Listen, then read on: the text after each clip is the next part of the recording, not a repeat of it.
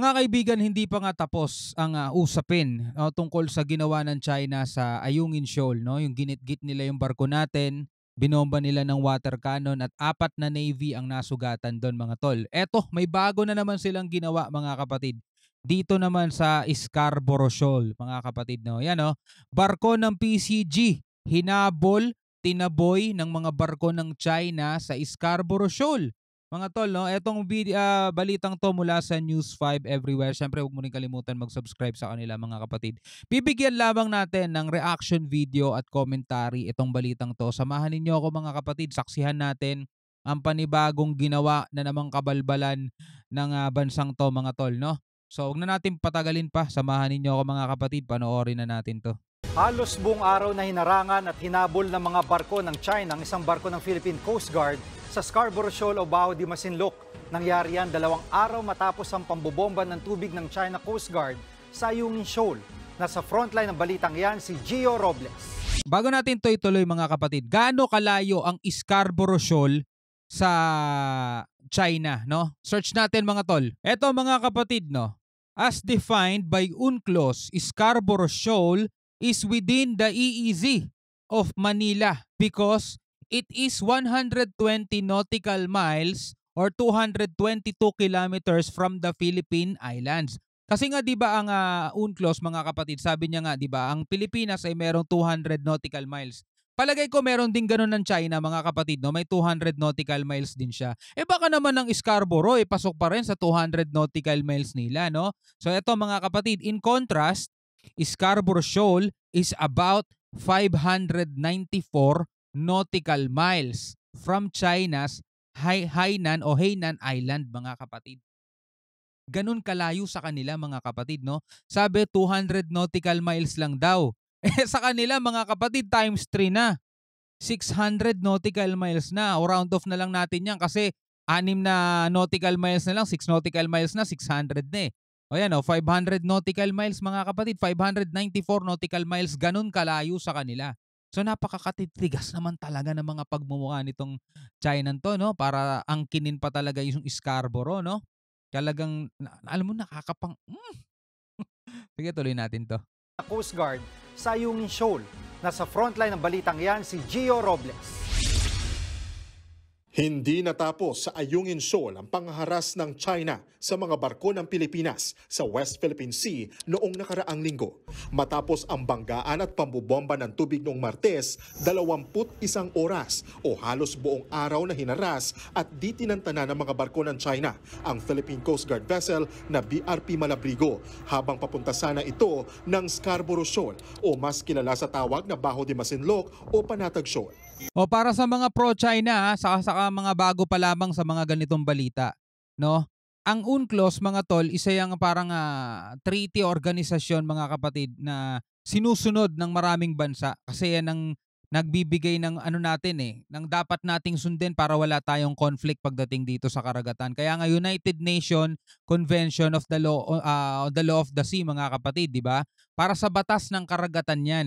So ang China mga kapatid, isa yan sa nakapirma doon sa UNCLOS. Pero ito malala mga kapatid, no. Hindi nila kinikilala yung mismong pirma nila. Sa madaling salita mga kapatid, ayaw nilang kilalanin na ang Pilipinas ay merong 200 nautical miles na exclusive economic zone. Tulad nga ng sinabi natin kanina, ito binasa lang natin to sa Google, yan, no? Ang layo sa kanila ng Scarborough Shoal is about 594 nautical miles. Napasa kamay nila yan noong 2012, nung ang Pilipinas umatras dyan after nung kamuntikan ng hindi magandang inkwentro mga kapatid, no? So hindi na nila binitawan 'yan. Kaya ang Pilipinas ay napilitan na magsampa ng kaso sa Daheg dun sa Permanent Court or Arbitration at yun nga naipanalo natin 'yan mga tol. Pero ganun pa man, kahit na naipanalo natin 'to mga kapatid. Ulitin ko 1982 yung UNCLOS mga tol, hindi kinikilala ng China. 2016 naman nung nanalo tayo sa kaso, ayaw pa rin nila kilalanin kasi nga makakapal matitigas ang mga mukha nila mga tol. Tapos ipinagtatanggol pa 'yan ng mga pro-China, mga nagpapanggap na Pilipino, mga tol. Ayon kay U.S. Maritime Security expert Ray Powell, March 7 nang habulin, harangan at itinaboy ng 2 barko ng China Coast Guard at 4 na maritime militia vessels ang BRP Malabrigo. So the BRP Malabrigo came into contact with those ships just after midnight on March the 7th, and for several hours going from south to north was pretty intensely harassed in what appeared to be several dangerous maneuvers. Base sa lokasyon ng mga barko na lumabas sa Automatic Information System o AIS, 2 beses tinangkang makalapit ng BRP Malabrigo sa Scarborough Shoal. Pero hindi sila tinantanan ng mga barko ng China na paulit-ulit silang hinarang, Parang patintero sa karagatan, no? hinabol at binuntutan. May punto pang 1 barko na lang ang humabol sa barko ng PCG pero nilubayan din sila kalaunan. Nang magdesisyong bumalik ulit sa panatag, kita sa tracker na biglang sumulpot na naman ang mga barko ng China at hinaras ulit ang BRP Malabrigo. Kaya sa huli, hindi na sila tumuloy at lumayo na sa panatag. Hindi ito ang unang beses na napasabak sa habulan ang Grabe. BRP Malabrigo. Ito rin kasi ang barkong nagsilbing escort sa resupply mission sa Ayungin Shoal noong August 2023 na binomba ng tubig ng China. Ayon kay Powell, estratehiya ng China na kuyugin ang mga barko ng Pilipinas. Senyales daw ito na wala silang balak bitawan ang mga inuokupan nilang teritoryo sa West Philippine Sea. It appears that all the ships that were there on the 7th are still there.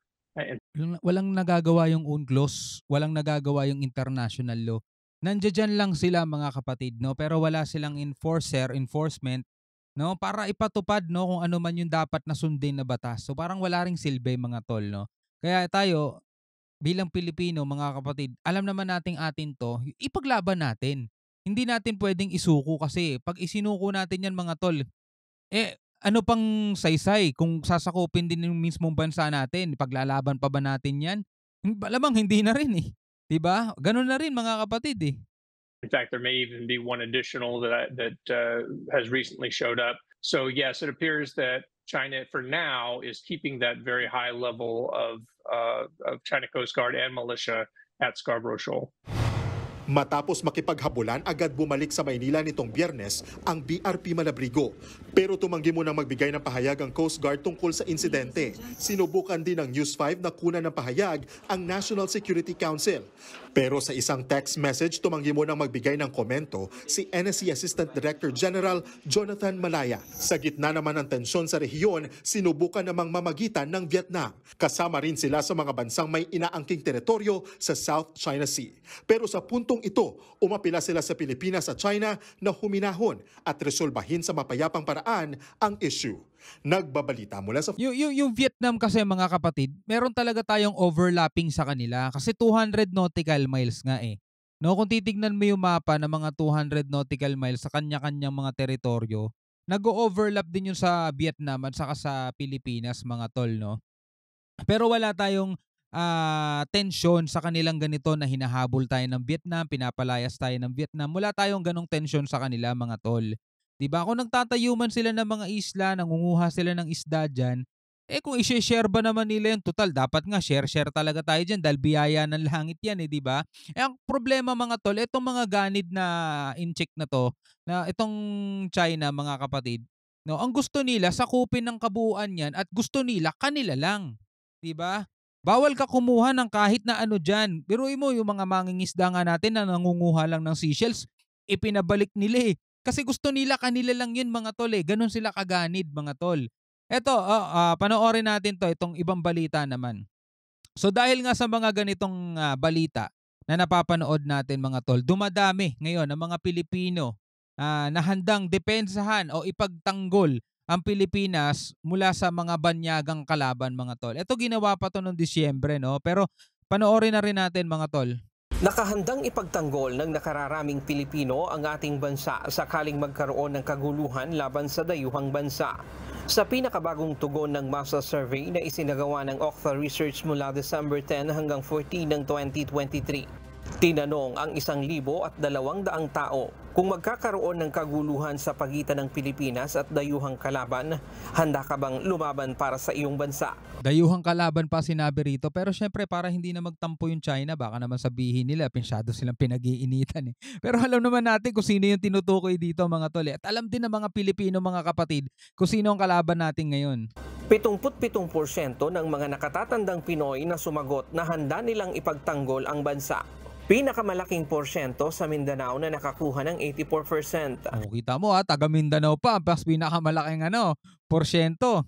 Taga doon si Duterte mga kapatid, no? Alam nating best friend niya 'yan.